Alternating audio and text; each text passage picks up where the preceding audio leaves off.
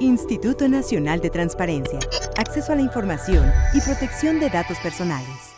En esta sexta mesa en el INAI, como todos ustedes saben, es una convocatoria que hace el Secretariado Técnico Tripartita, integrado por la Oficina de Presidencia de la República, concretamente la Coordinación de Estrategia Digital, por el INAI y por el núcleo de organizaciones de la sociedad civil que integramos el Secretariado Técnico Tripartita.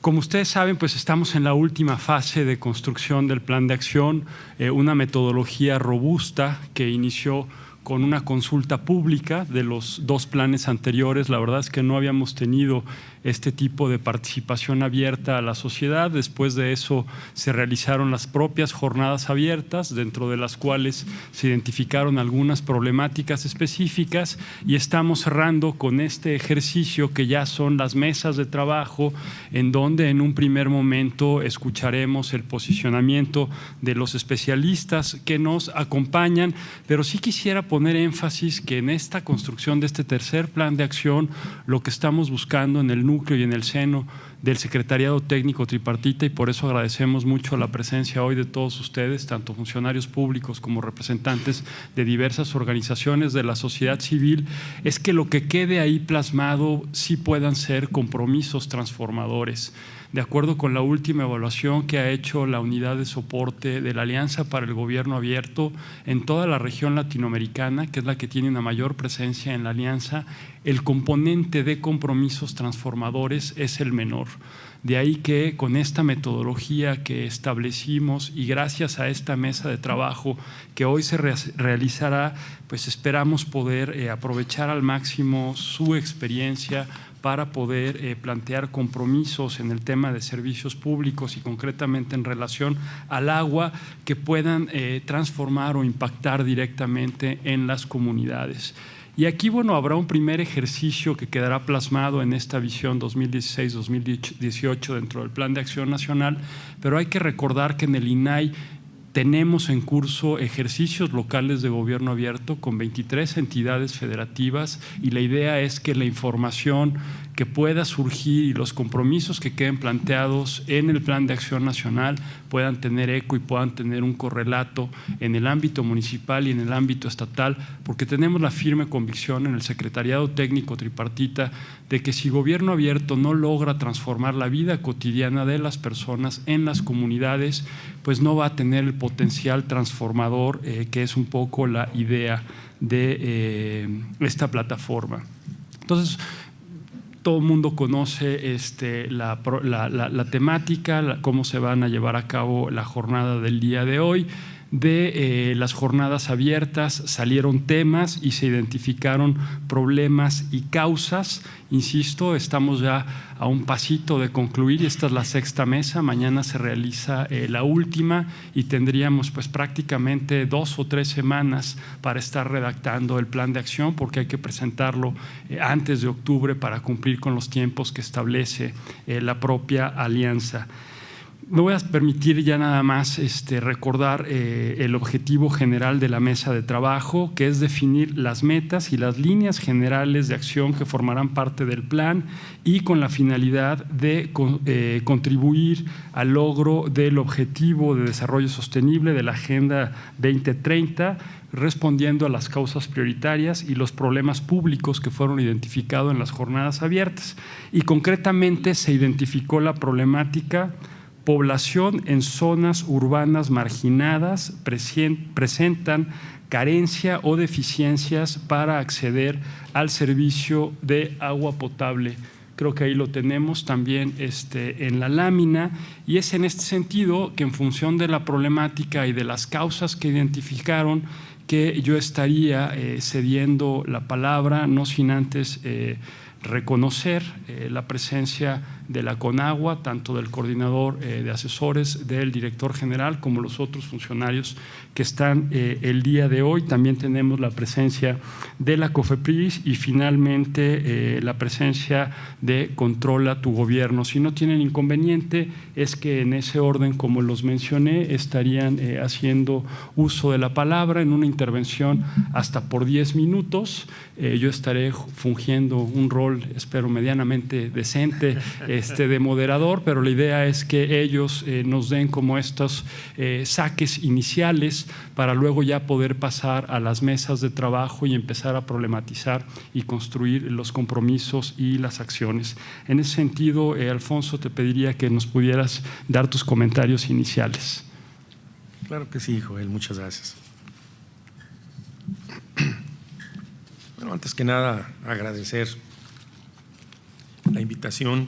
Creemos que este es un esfuerzo muy importante de un gobierno abierto y con la participación de la sociedad en forma directa y sobre todo en un elemento tan transversal como es el agua, las implicaciones que tiene de desarrollo, de salud, de economía, en todos los ámbitos. Por supuesto, antes que nada, un saludo de nuestro director, Roberto Ramírez, pues que nos envía para participar en forma dinámica, haciendo nuestro mejor esfuerzo y realizar un trabajo conjunto real que nos permita, como bien lo dijiste, hacer compromisos transformadores. Yo creo que esa es la idea y sobre todo en un tema como es el de las zonas marginadas, el de las zonas rurales. En la Conagua, en el plan tenemos, por supuesto, un plan nacional hídrico en el cual tenemos 4 ejes rectores y uno de ellos es los servicios adecuados y accesibles. Pero voy a permitirme dar unas cifras. Las zonas urbanas de nuestro país han crecido en forma exponencial a partir de los años 50. Como consecuencia de una migración de la gente al campo para habitar las ciudades, la población urbana actual es del 78%, estamos hablando de la orden de 93 millones de personas.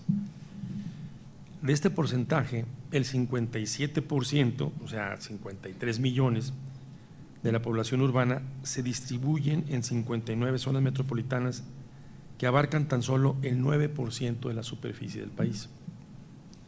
Y el otro 28%, 40 millones, viven en 4 megaciudades que son Valle de México, Guadalajara, Monterrey y también Puebla, Tlaxcala. Este crecimiento, y es aquí la reflexión tan grande que hemos tenido en esas zonas urbanas, explosivo. Bueno, los que vivimos aquí en la Ciudad de México escuchamos siempre de que las grandes fugas que tiene el sistema, escuchamos que se pierde el 30-40%. Entonces, y sobre todo, un ejemplo que tenemos que traer el agua de otras cuencas. Esos son temas importantes y además de esto, ya se nos antojó ahí la dona. Lo más importante es que también hemos escuchado que las tuberías son muy viejas y que por eso requerimos y por eso tenemos muchas fugas. Esto es, nos enfrentamos cada día en las grandes urbes que acabo de decir, donde tenemos el porcentaje casi 93 millones de habitantes, con renovar la infraestructura existente, no solo pensar en hacer más. Entonces casi estamos teniendo que hacer inversiones del doble para renovar, que casi es el mismo costo, pensar en nuevas fuentes, también todos hemos escuchado, y estoy poniendo la Ciudad de México como ejemplo, que hay que hacer estudios porque de dónde vamos a traer el próximo abastecimiento a la ciudad.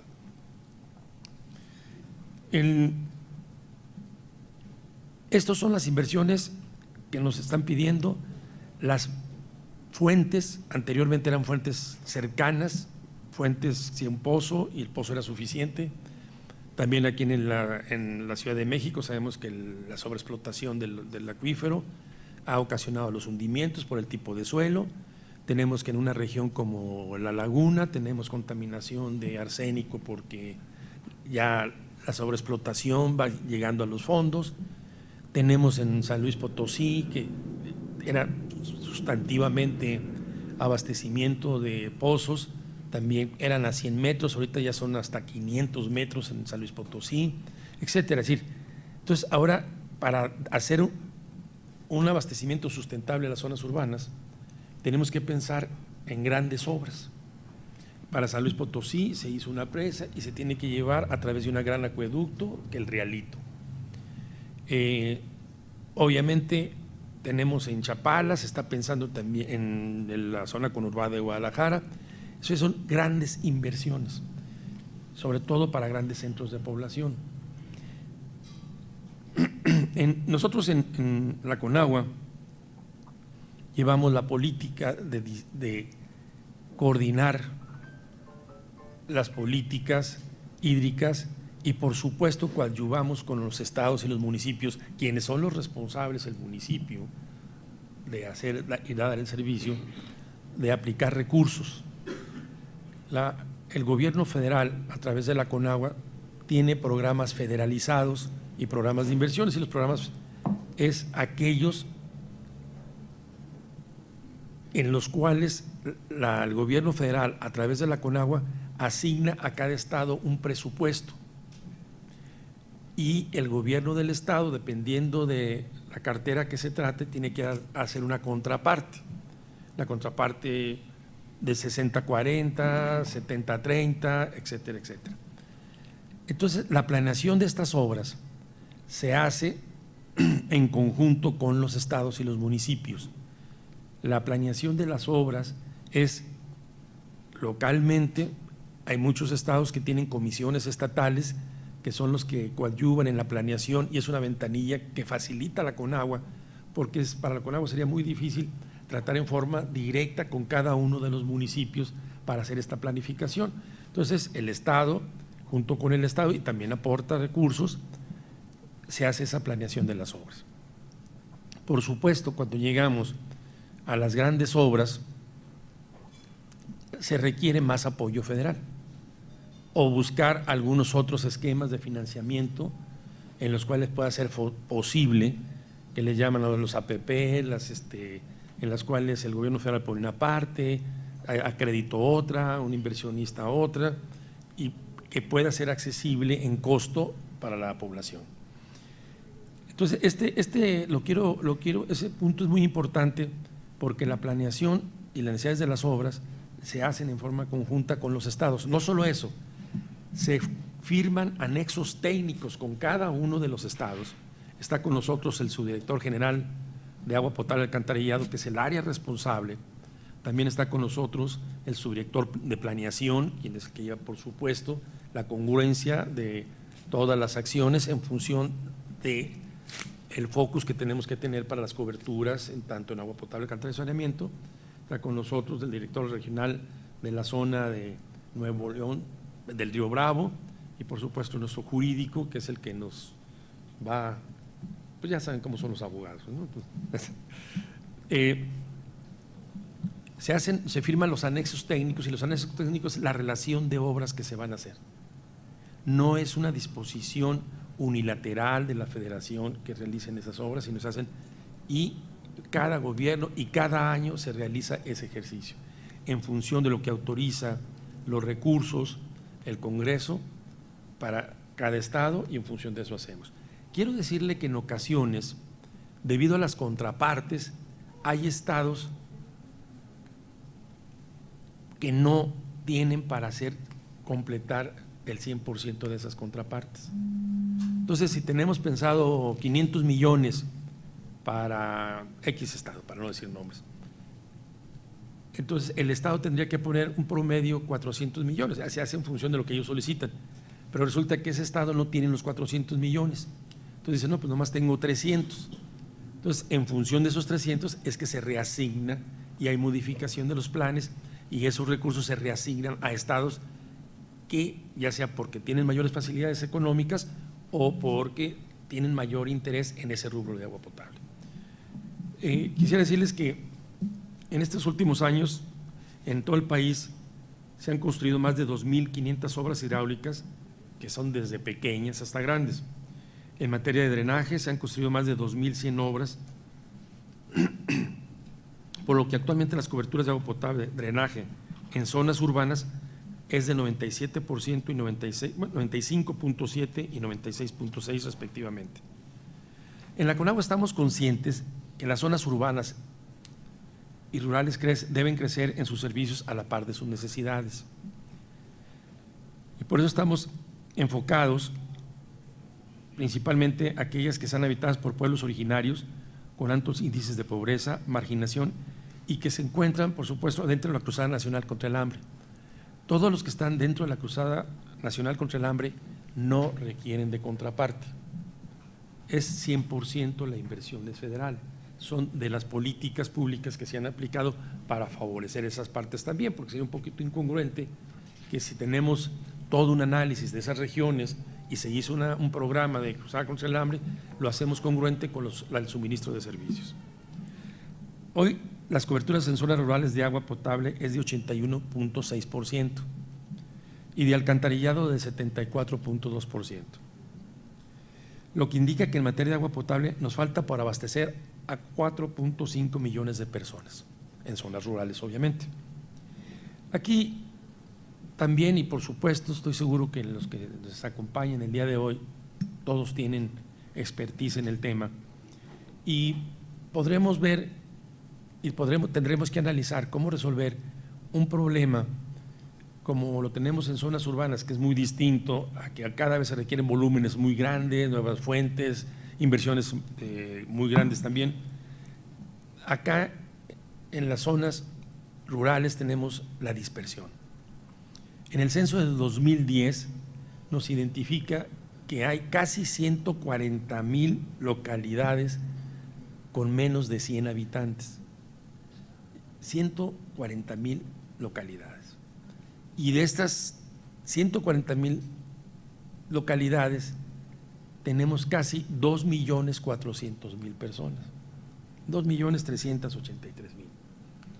Esto nos da una idea del esfuerzo que se tiene que hacer por esa gran dispersión. Y ya no hablemos de lo económico, porque por obvias razones, inclusive per cápita es mucho más caro que para las zonas urbanas el abastecimiento por esta misma dispersión. Tendríamos también el problema de si hacemos pensando en sistemas tradicionales, un sistema que lográramos hacer, a lo mejor los servicios de operación no les permitiría ni siquiera darles mantenimiento cuando son muy pequeños. Y entonces tenemos que pensar en otras soluciones, tenemos que pensar en sistemas tradicionales donde sea factible, porque tenemos zonas rurales que tienen todavía posibilidades bajo otro tipo dentro de esos sistemas tradicionales, y otros que tenemos que pensar en sistemas no tradicionales y que sea factible por las condiciones, como un programa que recientemente está usando la Conagua de Procaptar, que es el agua de lluvia, pero donde deben de ser las condiciones de lluvia, las condiciones que sean el suministro de esta agua sea suficiente para todo el año. Entonces, con esto, no sé, yo quisiera redondear más o menos cómo es y cómo lo vemos. Como un dato, quiero decirles que tanto el esfuerzo de la Federación como los estados y municipios se han aplicado del orden de 87,000 millones para estos servicios en estos años de esta administración, donde, reitero, se considera inversión federal, estatal y municipal, o municipal.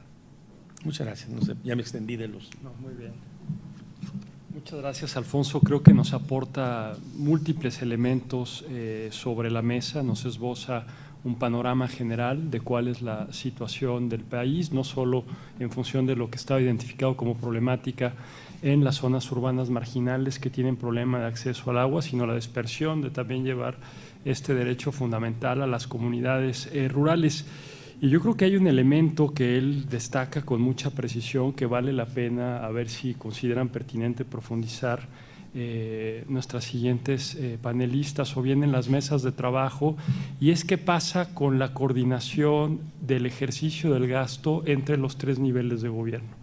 O sea, la federación puede poner su parte, están acordados los proyectos con un municipio o con un estado, pero efectivamente esos recursos llegan para ejecutarse dentro del tiempo y la forma en que están previstos. Y solamente hago un ejemplo de un compromiso compromiso de un plan de acción local de gobierno abierto, que fue el caso de Durango, en donde justamente lo que tratan de monitorear es si cada peso que está destinado de la federación al municipio efectivamente está llegando y se está ejecutando.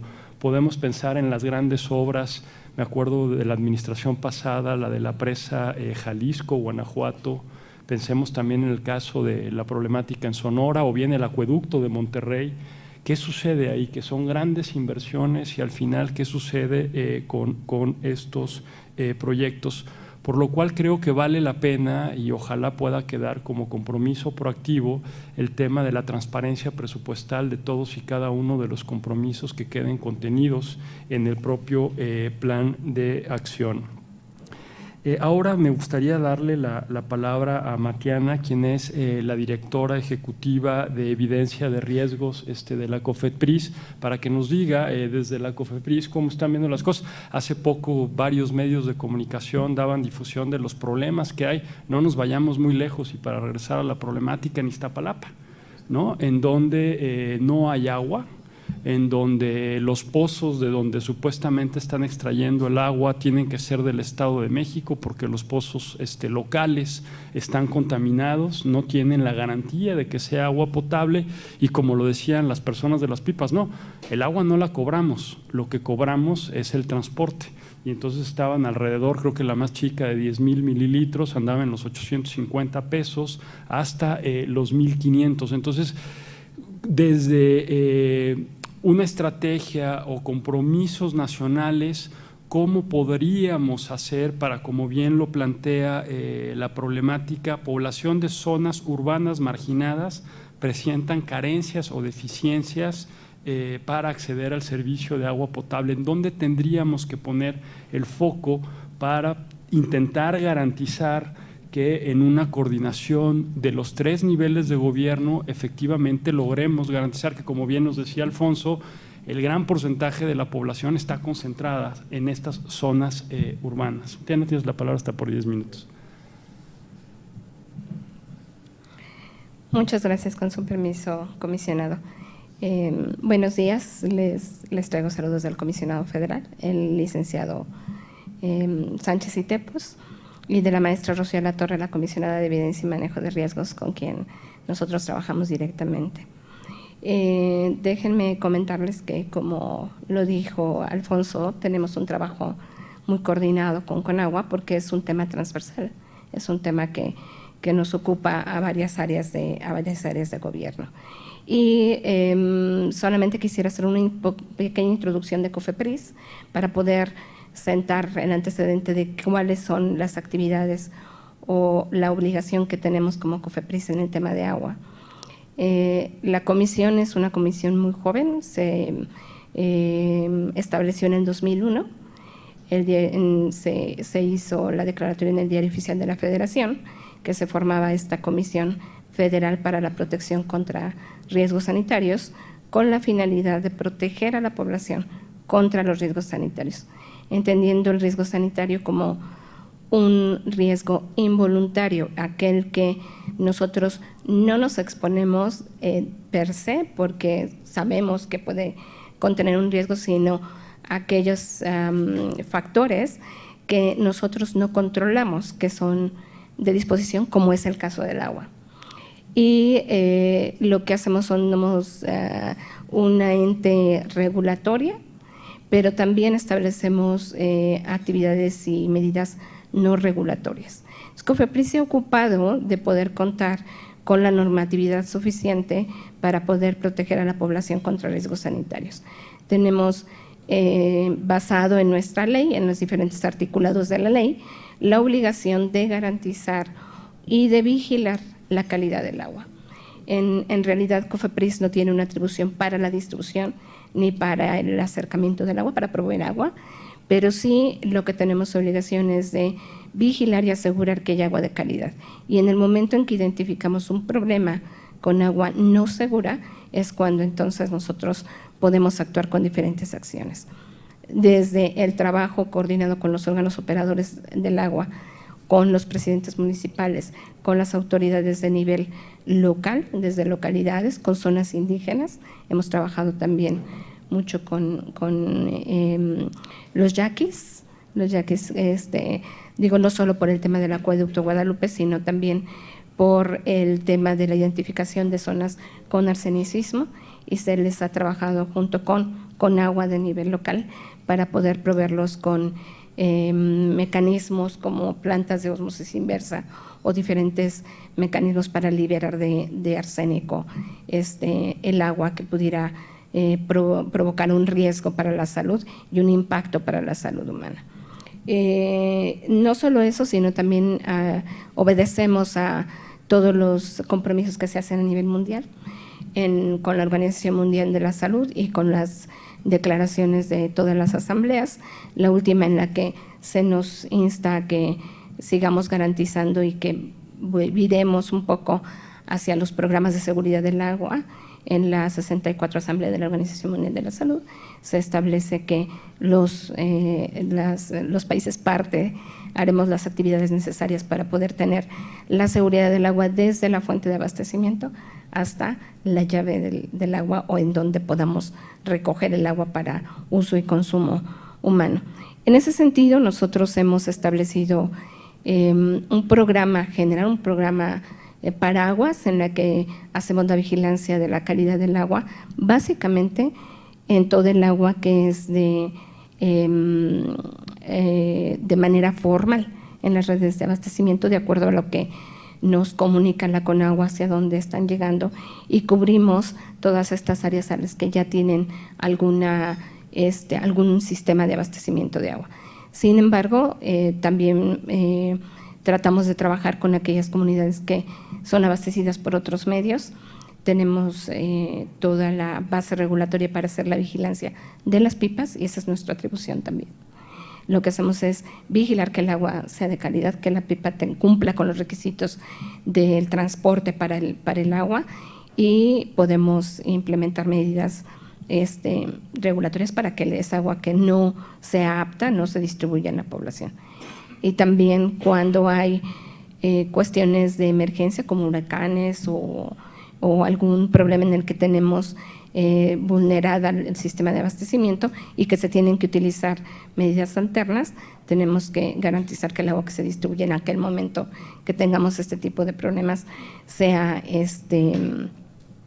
segura para la población. En ese sentido, el programa tiene básicamente dos vertientes. Una es garantizar la calidad bacteriológica o microbiológica del agua. Lo que hacemos es medimos el residual del mecanismo de desinfección, que en la gran mayoría es cloro, pero que ahora estamos observando también el uso de plata, y entonces medimos cloro residual y plata residual.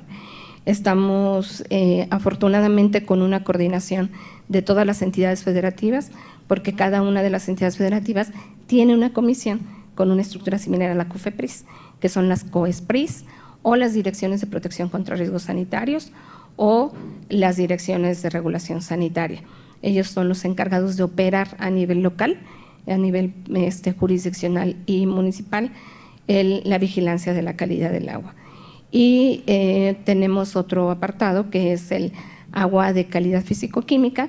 Básicamente nuestra norma, la norma 127 modificada en el 2000, establece un listado muy grande de parámetros físico-químicos. Sin embargo, tenemos indicadores que son los que básicamente hemos estado vigilando junto con agua, que es arsénico, plomo y flúor, que son los mayores problemas que llegamos a identificar en la población, y tenemos muy bien identificada toda la región, el cinturón de la región del país en donde tenemos este tipo de problema de contaminación físico-química. Y el otro apartado que vigilamos es el agua purificada, porque hemos hecho encuestas en varias entidades federativas y la población en general tiende más del 80% a tomar el agua de botella. El agua, incluso en algunas ocasiones nos han llegado a referir que utilizan el agua purificada incluso para el baño, porque si el agua está contaminado tienen algún problema no la pueden usar ni siquiera para bañarse, ¿no? Entonces, esta agua también nos ocupa, y también las entidades federativas hacen esa vigilancia. Entonces, contamos con un marco regulatorio también fortalecido para ese tipo de agua, porque la ley no dice que es exclusivamente un tipo de agua el que vamos a vigilar, sino todo el agua de uso y consumo humano, ¿no? Entonces, por eso es que se abarcan también estas otras acciones. Hemos evolucionado, empezamos monitoreando básicamente áreas urbanas y zonas muy grandes de población. Sin embargo, conforme ha ido llegando todo el sistema de abastecimiento de agua, nos hemos abierto. Actualmente, en las 32 entidades federativas contamos con 235 jurisdicciones sanitarias. Es nuestra organización como Secretaría de Salud, y cada jurisdicción tiene un coordinador de protección contra riesgos sanitarios, y ese coordinador visualiza todos los puntos que deben de ser vigilados en nuestro país. Tenemos un aproximado de un poco más de 47,000 puntos fijos que vigilamos. Los tenemos georreferenciados, contamos con un sistema de vigilancia en línea, en un atlas, en donde vemos punto por punto que estamos vigilando y vemos si cumple con la normatividad de cloro residual, y en la siguiente modificación estamos visualizando que tengamos también plata residual para poder determinar que tengan seguridad en cuanto a contenido, que no tenga contenido microbiológico. También estamos evolucionando hacia la vigilancia bacteriológica, más que el método de desinfección, sino más bien que ya realmente se garantice que esté segura y que no tenga contenido microbiológico. Y estos puntos, son los mismos puntos que vigilamos de cloro residual, hacemos las determinaciones bacteriológicas. Y aproximadamente cada año tenemos cerca de 1 millón de determinaciones en todo el país. Algunas entidades federativas tendrán más que otras, y en todo lo que se refiere a manejo de agua al interior de casas, ya sea el agua que les llegue por las pipas, que les llegue a sus cisternas, etcétera, hacemos actividades no regulatorias. Es decir, hacemos promoción con las familias, con las escuelas, para que hagan un manejo adecuado del agua dentro de casa, y porque una cosa es todo el trabajo que se hace para garantizar que sea potable, que se llegue hasta la llave de la casa el agua potable, y otra es cuando ya entra a la casa, cómo se responsabiliza cada ciudadano a mantener su agua segura y a tenerla desinfectada, tener su tambo limpio, en caso de que llegue por otro mecanismo, el agua de lluvia, que la hiervan, etcétera. Esa es otra acción que siempre hacemos de la parte no regulatoria, y siempre tenemos recurso para cada entidad federativa para que haga tanto las acciones regulatorias como las no regulatorias.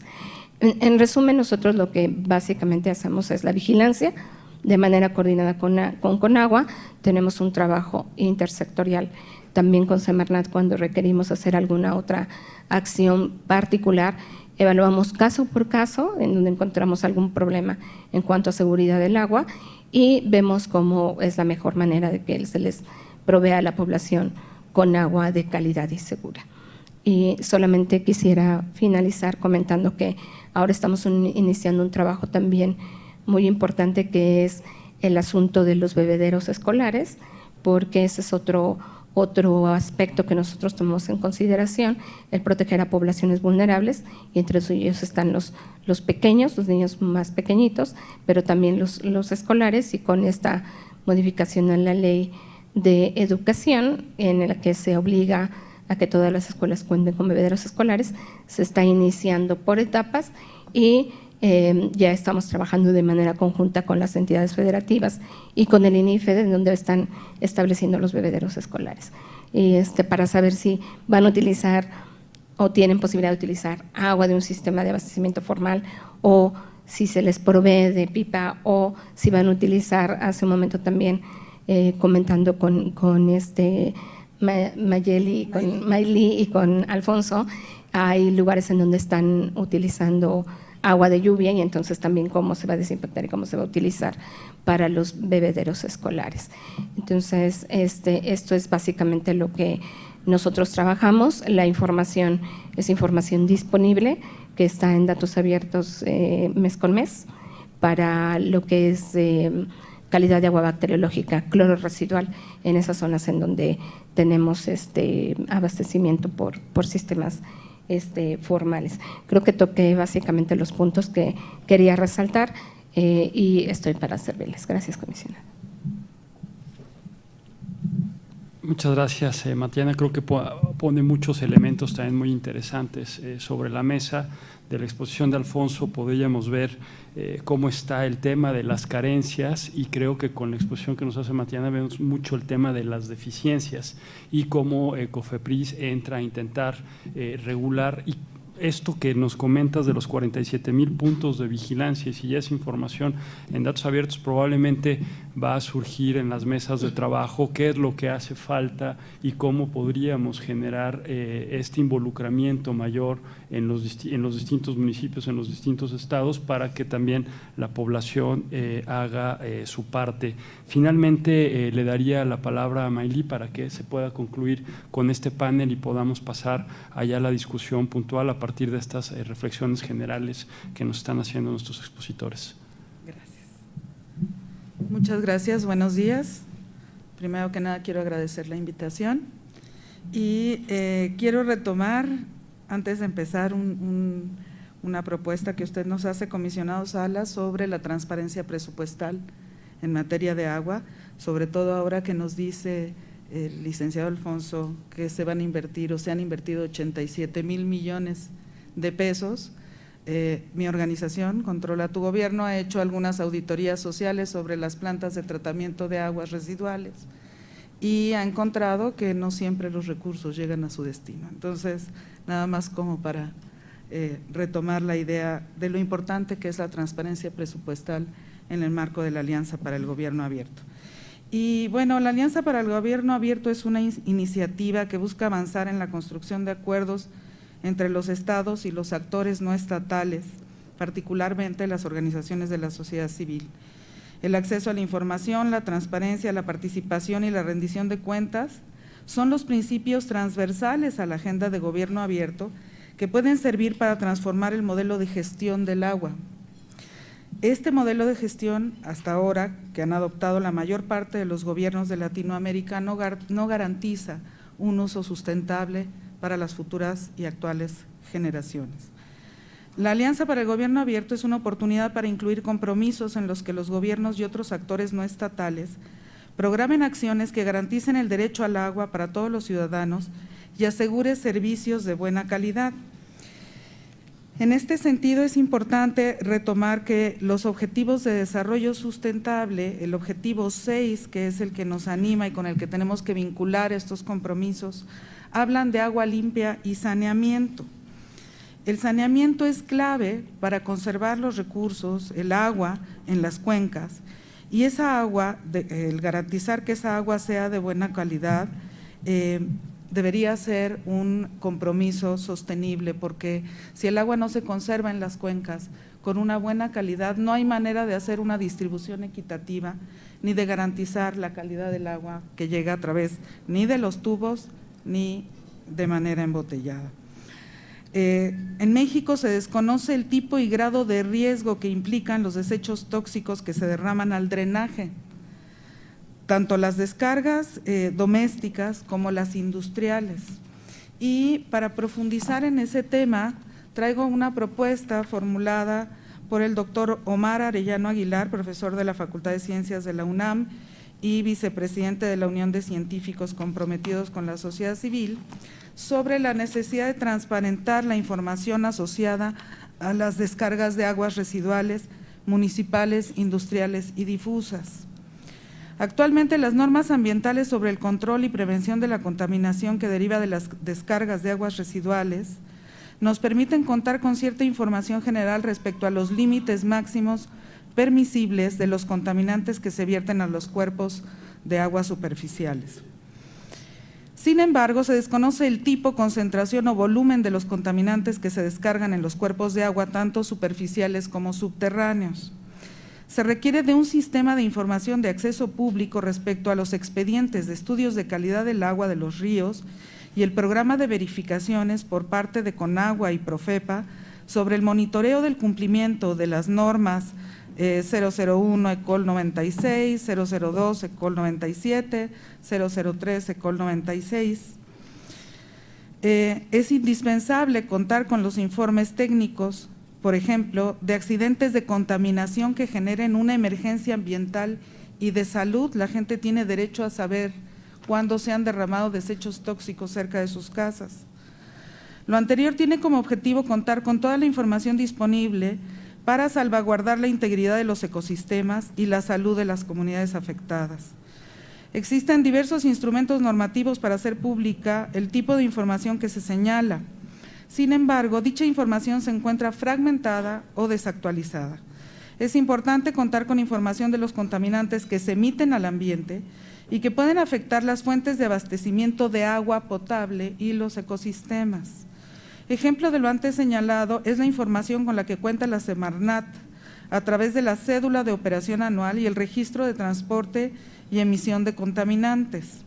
Asimismo, la Secretaría de Salud cuenta con un marco regulatorio para las fuentes de agua potable y la SAGARPA con información hídrica para los distritos de riesgo.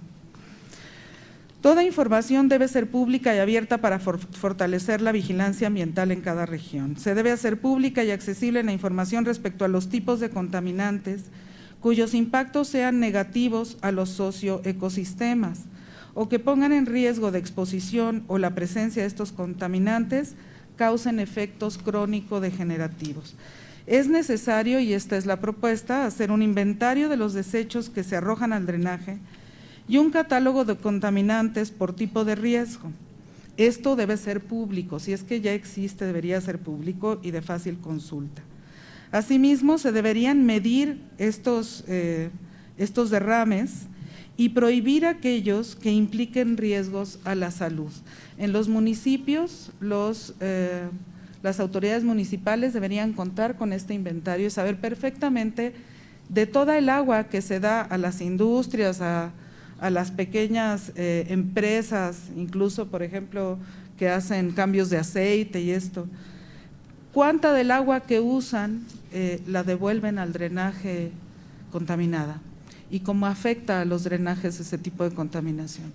Hay contaminación que afecta a la salud de las personas y de todos los seres vivos, incluidos plantas y animales. Entonces, la propuesta es transparentar la información que tiene que ver con saneamiento, para conservar el agua en las cuencas y de esa manera garantizar que haya agua potable que pueda ser distribuida equitativamente. Sin saneamiento y conservación de los recursos no puede haber distribución. Eso es todo. Muchas gracias. Muchas gracias, Mayli. Creo que no pudo haber concluido mejor la mesa con demandas puntuales o específicas sobre información que se requiere para poder atender este compromiso. Literalmente creo que la mesa está puesta para que se pueda ya iniciar el diálogo y empezar a puntualizar algunos de los compromisos que podrían quedar, y simple y sencillamente sí reiterar, Mayli, a nombre de la Comisión de Gobierno Abierto del INAI, que la parte de transparencia presupuestal se la vamos a plantear al Secretariado Técnico Tripartita para que pueda quedar como un compromiso proactivo de que cada uno de los compromisos que queden contenidos en este tercer plan de acción pueda tener un componente de cuál sería el costo y cómo se está ejerciendo el gasto para dar cumplimiento a cada uno de estos compromisos. Pues no me resta más que agradecerles a todos la participación en este primer bloque y cumplir con el formalismo de declarar formalmente inaugurada esta sexta mesa de trabajo, y el mayor de los éxitos para que efectivamente de lo que aquí se discuta se pueda traducir en compromisos puntuales transformadores que permita resolver la problemática que estamos planteando, que es que se pueda garantizar este derecho fundamental, al menos menos que así está planteado, en las principales zonas urbanas del país. Muchas gracias y que sea una jornada fructífera. Muchas gracias.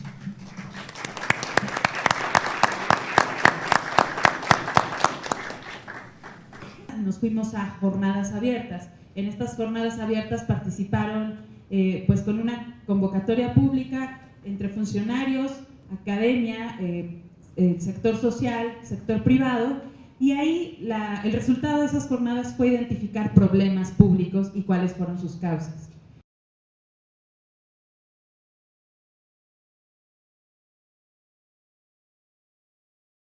Para el proceso, aquí las ven. La primera es la regla de Chatham House. No sé si alguien la conoce, las claves. También van a haber momentos de pausa donde van a poder regresar a ellos, pero es importante que tengan toda la atención en el proceso de con nosotros. Así que con esto daríamos paso al inicio del taller. Igualmente las otras se van a quedar con una, las vamos a exponer en plenaria y vamos a priorizar una de las tres entre todos. Tratando de reformar parejas heterogéneas, ¿no? Si es posible, sociedad civil con funcionarios. Creo que es posible tener una buena distribución.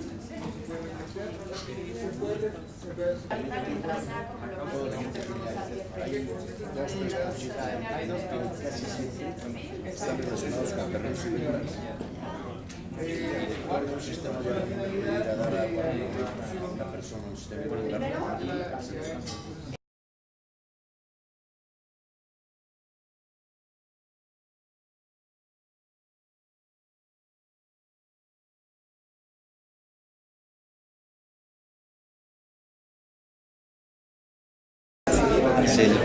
La laguna se ha presentado en la zona. Eso sucede en las zonas de canales. Y hay otros grados de condición. Son los menos. La mayor parte prefiero que te mueras a las 20 y descansa que te mueras mañana.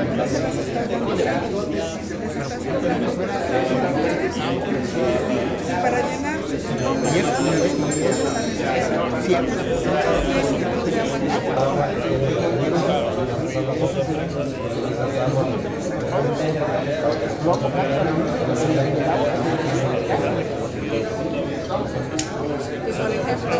Para esto, para no salir mucho, Afinar a estos sectores al menos.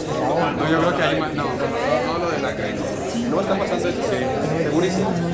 Sí, bueno, yo creo que eso. Bueno, sabemos que quisieran de los estimados práctica, pero la que están haciendo la mayor parte de las plantas en 1800. O sea, si yo quiero arreglar los temas de mejorado práctica, no creo que no tienen ningún costo, pero podemos tener mejor información de esta volúmenes de información sobre aplicaciones y planes. Quizá un proceso sería más participativo en la verificación. Eso es lo que sí podríamos tener. La transparencia, reglas claras. Son dos temas que reglas claras, pero lo que yo digo es, bueno, eso no lo vamos a resolver y tampoco se trata de, claro, pero ahorita no se trata de ver así, o sea, ¿qué sí podemos hacer que nos permita hacer cosas distintas? Porque yo entiendo también que ustedes tienen limitaciones de ley, pues obviamente, ¿qué te permite hacer? ¿Cuáles son tus atribuciones para hacer? Que es, el recurso va de acuerdo a las reglas de operación de los programas. Hoy en día el recurso va a los estados o a los municipios, a los operadores para ejecutar. En eso hay muchos reclamos. Nosotros aquí algunas de las ideas. Lo primero, me parece muy bien me parece que esto de no se tocan las zonas rurales y que tampoco se menciona el uso de la agricultura. Políticas públicas es un tema. A ver, voy a regresar más en esta es la causa de este tema, pero la causa está como la concesión, sí, con un enfoque sesgado. cuenta. A ver, es que estoy tratando de hacer una triangulación. Si solucionas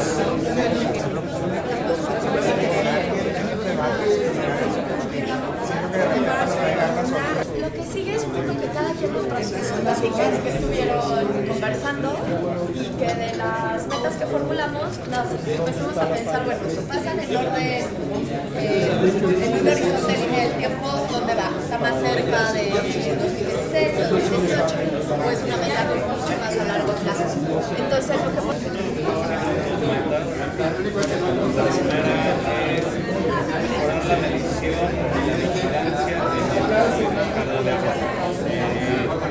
los temas que Claudia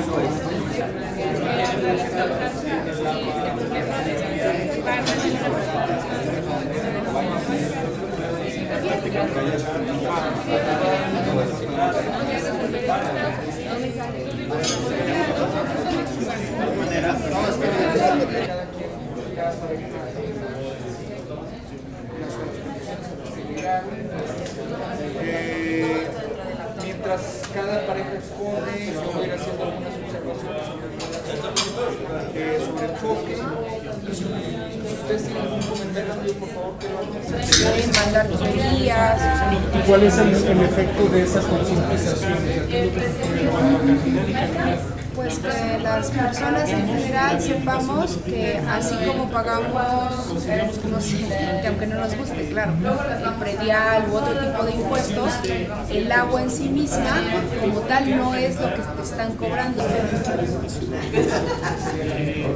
Básicamente hasta ahí quedamos. Pero estamos también hablando de una organización que se tendría que realmente son dos conceptos que están. Así es, y la verificación de estos datos estamos viendo cómo los podemos interrelacionar.